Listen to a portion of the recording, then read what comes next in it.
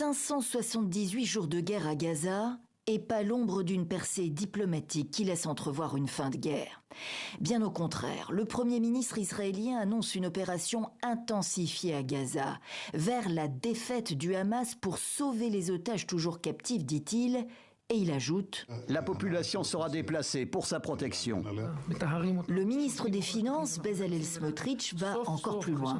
Nous allons finalement conquérir la bande de Gaza. Nous n'avons plus peur du mot « occupation ». Une réoccupation de Gaza. Voilà des mois que la frange la plus extrémiste du gouvernement israélien le préconise. L'armée annonce un plan bien structuré et une phase plus intense. L'opération inclut une attaque de grande envergure et le déplacement de la plupart de la population de la bande de Gaza. Un plan qui interroge l'opposition israélienne. Personne ne sait encore quel est le plan de guerre réel, ni ce que signifie réellement l'expression « conquête de la bande de Gaza ».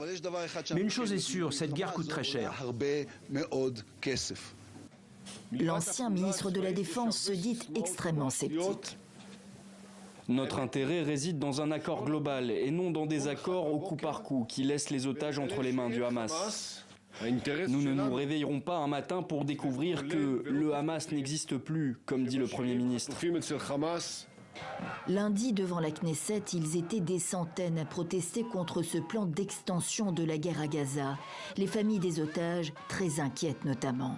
Un haut responsable sécuritaire évoquait une fenêtre de négociation encore possible avant la visite du président Trump à partir du 13 mai dans la région.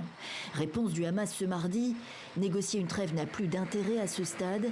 Le mouvement islamiste palestinien appelle le monde à faire pression sur Israël pour mettre fin à ce qu'il qualifie de guerre de la faim et d'extermination dans l'enclave palestinienne.